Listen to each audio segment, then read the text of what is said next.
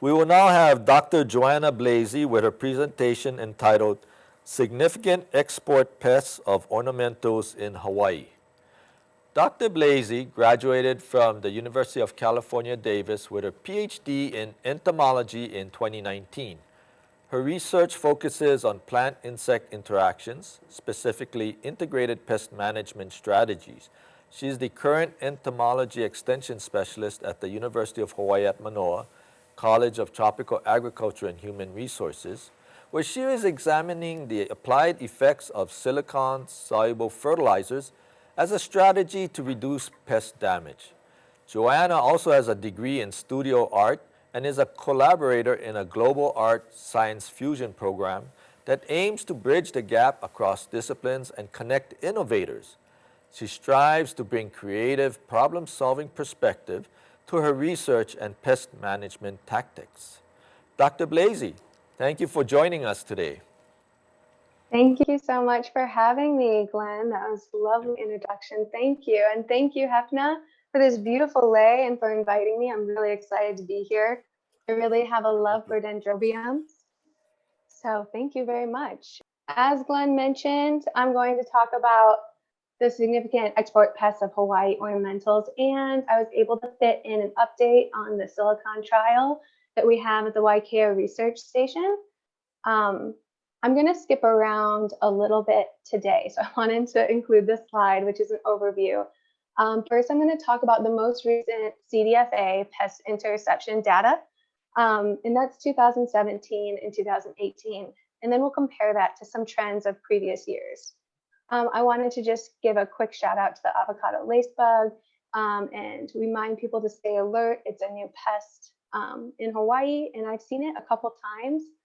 And then also we'll go through the silicon trials. We have one in anthuriums and one in orchids. So going through the 2017 CDFA pest interception data, I went through and just focused on that data that was on ornamentals and that was rated Q for quarantine pests. And of those in 2017, there was 97. The majority, about 76%, were mealybugs, ants, and scales. And then if you included moths and thrips in there, that was nearly 90% of all those interceptions. I haven't looked at this yet, but I was wondering if there's a correlation between mealybugs and ants, because mealybugs tend ants and they'll oftentimes move them to plants that are more nutritious because they feed off their honeydew. But I'm not too sure about that yet. Breaking this data down a little bit further by commodity and pests, we see that cut flowers had the majority of ants, nearly all of the ants. We saw a couple in orchids, and it had the majority of interceptions for this year. We see a lot of mealybugs, ants, and some scales, which is not too surprising. In foliage, scales and mealybugs, again, not too surprising. The only thrips we found was on orchids. So then I moved into the 2018 data, and we see a bit more diverse insects that were intercepted and a few more. So total for 2018 had 133 interceptions on ornamentals rated quarantine. And again, mealybugs, ants, and scales led the way, but this time it was only 61% of the total interceptions. Let me see if I can move this. I can see my whole slide. Okay, that's better.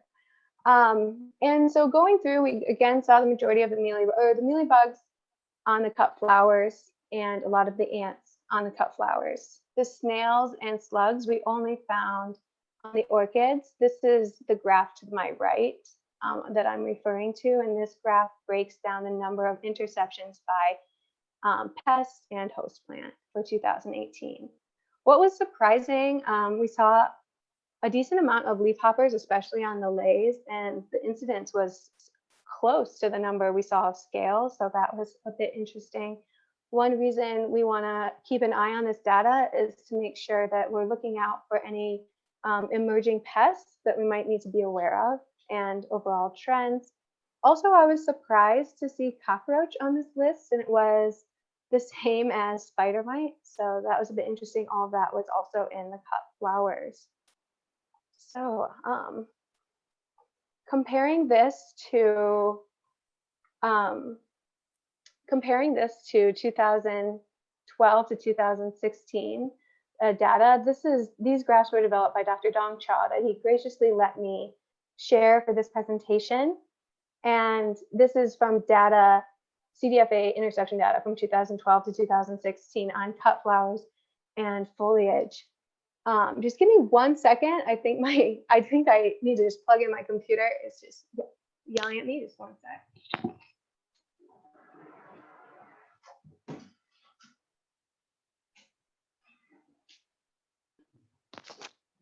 Okay, sorry about that. Okay, I'm back. So as we can see, scales, mealybugs, and ants lead the way, similar to what we saw in the other trends. Then Dr. Dong Cha, this graph on the left is from him as well. He broke that into commodities of cut flower, foliage, and orchid. And that's what I did for 2018 as well, to do a comparison. And as you can see, what jumps out at you is foliage did lead the way for number of interceptions, and now it's cut flowers. If we break that down a little bit more through the cut flowers in 2018, we see a lot of mealybugs on gingers, which isn't too surprising. Gingers have those petals that are really close together, which they can hide in there. They're hard to clean, laborious, and mealybugs can be quite small at times. Protea also had some mealybugs on it, and then we had a few incidences of birds of paradise, anthuriums, and passion. With the foliage, we don't know too if the reduction in interceptions is reduction in growers just exporting less in terms of foliage. And some of this data was not complete, so there was a decent amount of interceptions where we didn't have the species of the host or the pest, and 69% of the interceptions for foliage for 2018 were unidentified, but we did see some on tea and one on Dracaena. So here are some pictures, just if you're not so familiar with the different pests we might see and that get intercepted. There was a decent amount of mealybug, namely pineapple mealybug and papaya mealybug. And this picture on the bottom left here, that's mealybug on ginger. And that's a picture from Scott Nelson, who actually most of these pictures are from. He provides beautiful pictures of these pests for us. Thank you to him. And then we have green scale on the bottom middle and coconut scale on the right bottom middle and upper bottom or upper middle. And that you might see in foliage. The bottom is a right middle is a coconut scale that's an adult female with some eggs underneath her cover. And then on the far right, we have a picture of Dracaena with mealybugs on them. Okay, switching gears a little bit now. I just want to bring our attention to the avocado lacebug. I have seen this lacebug twice, once at the Waikea Research Station on my dendrobium trial, and recently at the Komohana Research and Extension Center on hibiscus. So I haven't seen them in groups or congregate. I've just seen the Lone Ranger. But yeah, I just wanted to bring it up because just to keep an eye out so we can kind of start to understand its threat level on ornamentals, if any. It has these lacy wings, a black spot on the wings, and black tip antennae. They're usually found on the undersides, the leaves. They have piercing, sucking mouth parts, and the damage they cause can be stippling and kind of necrotic lesions on the leaf, and you can often see them from the top of the leaf, even though the insect tends to be on the underside. Okay, so with that, we're going to switch gears one more time. So I want to talk a little bit about the research I've been doing with soluble silicon fertilizer in anthuriums and dendrobiums. I will start with the anthuriums, and this is overall a 6-month trial, and we're 2 months into it in terms of applying treatments. This is an RCBD, a randomized complete block design. We have 8 reps or blocks, and we have 6 subsamples per rep, and that's 6 plants potted in a plot, which is 1 rep. We use 2 varieties of anthuriums, Honey Honey and a white variety that Dr. Tessia Mori graciously let us use, so thank you so much for that. And then we have 3 different treatment levels, equaling a total of 6 treatments. Here we have a picture of the plants recently transplanted in the field, and organized. And the bottom picture is Ryan watering them in right after we transplanted them. This is us hard at work or hardly working, and we're getting ready. This is Joanne Litchie on the picture on the bottom from left to right, Ryan Porter and Aaron Shipman, who were integral of getting this whole project together. And Joanne has been my collaborator and advisor for the anthuriums. I'm new to many tropical plants, and I was completely new to anthuriums. So she has been wonderful in advising us as we go. And then here's a picture of the anthuriums about a month and a half after transplanting, set up in the field. When we transplanted, we tried to get them all the same size, so about 3 leaves. And then from here, they have a few more leaves and the flowers started to come. So these plants were transplanted in June. So they were given 3 months to get acquainted with their pots, and before we applied any treatments, we let them sit for 3 months. And we did apply conventional fertilizer as the base, and they are under a greenhouse instead of a typical shade house. And that's so we could control irrigation. In case we had a particularly wet summer, I wanted to be able to control that so we would be sure to get enough of a thrips population or insect population in the field, which we have now. Yay, a wonderful one. And I wanted to also go over some of the pests we've seen in this trial so far. So the middle picture on the left, the pink one, I took of a stellate scale we saw on the back of an anthurium. And then Ryan took this picture on the bottom left. And this is katydid eggs. And since 3 have hatched, and that's on the back of an anthurium leaf. Then you see an adult katydid and an nymph katydid right next to that picture. We've seen nymphs in the field, but we haven't seen adults. We've seen several different types of thrips, namely anthurium thrips and melon thrips. And then the picture on the far right middle is of an anthurium with thrips damage. And then we have seen some red citrus mite damage on leaves. So again, these are the treatments. They're broken up by variety and by silicon treatment. So control is no silicon. That would be A and D for the different varieties. And then the drench is a drench every 14 days. And then C and F are a drench plus foliar. So they switch every other week between getting a drench and a foliar. So the rate is essentially double. And then the product I used for this project was Mainstay SI by Redox. And that's just because I was most familiar with that product. And it's 22% silicon dioxide and 10% calcium. They have a proprietary blend of silica that's supposed to have it be more accessible by the plants. And there's been a lot of good research by them previously that showed that it increased shelf life and possibly reduced pests in the field. Again, this whole trial, we're not going to see the same effects as we would with a chemical.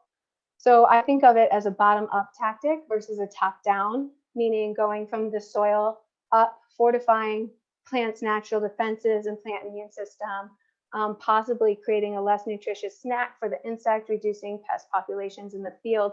But this would most likely have to be coupled with many other different management tactics. That silver bullet kind of paradigm of plant protection is kind of becoming more and more obsolete. So we're trying to find new methods. And silicon has a lot of promise, at least from the research we've seen. And some of the promises, quote unquote, that silicon offers, like I said, is fortifying those plant cell walls, increasing its natural defense and immune system. And the role of silicon versus the role of calcium in a plant that we know of is actually quite similar. They both tend to have a similar role, but time and time again, when we compare the two, silicon tends to outbeat calcium. And a lot of questions I get when I start doing these projects is it silica, silicon, silicone? And so I just wanted to address some of those questions. So silicon is the element, which is on the periodic table, similar to nitrogen, potassium. And then silica is a mineral, so it has a structure. And then silicone is a synthetic polymer, which I commonly use in my art projects, and I'm sure a lot of you guys and gals use in your lives. So getting into the preliminary results, I wanted just a big disclaimer. We are 2 months in to a 3-month or to a 6-month project. And so I just wanted to do some exploratory analysis, look at general trends, and we can go from there. So I broke it up by variety. And as you can see, that tends to matter. So on the top, we have the honey variety in terms of spade width, and these are treatment means over time. The different dates on the bottom here. And then we have the whites spade width over time, the different treatment means. And the red is the control, and the blue is the drench plus foliar, and the green is the drench for each variety. And you can see this separation clearly on the honey between F and red. And the drench only started a little bit higher, but seems to be improving, which will be interesting to see how that pans out over time.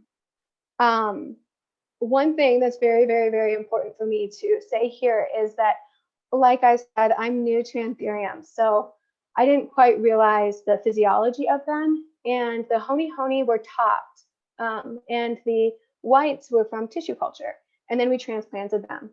And so I guess when they're topped, they go through a lot more stress than if you transplant them from tissue culture. And I kind of just thought transplanting was transplant stress.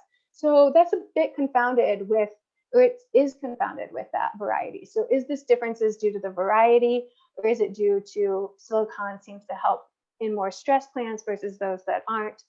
And that would be interesting to look at down the line. I do want to bring your attention before I leave this slide to these two pictures, just so you guys know, especially growers, kind of what it looks like when we apply the foliar treatment on the plant. And that's the far left picture. And the right is a control. And it does have some, the control picture does have some drift. You can see the spots. That was the first time we applied the silica. So since then, we've controlled for drift, and it is very minor.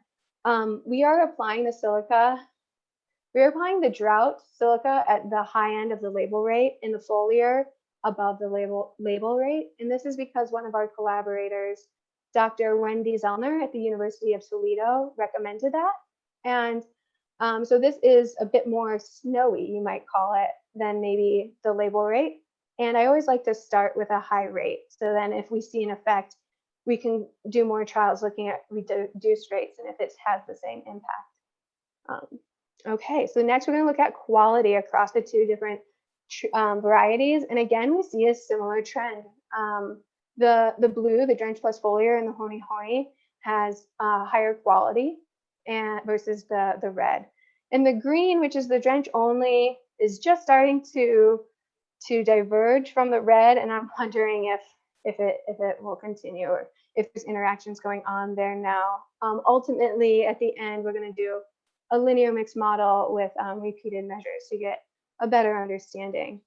The whites, again, it just doesn't seem to have any difference among treatments for now. Just looking at the treatment means, and it's not too surprising that the quality decreased over time. These plants have been in the greenhouse for 5 months, and they haven't been sprayed with pesticides at all.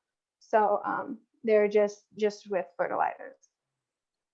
Again, here's some pictures to the left of a white that was treated with silicone on the right, and a honey that was a control, just so you guys can see what the difference in that foliar treatment looked like.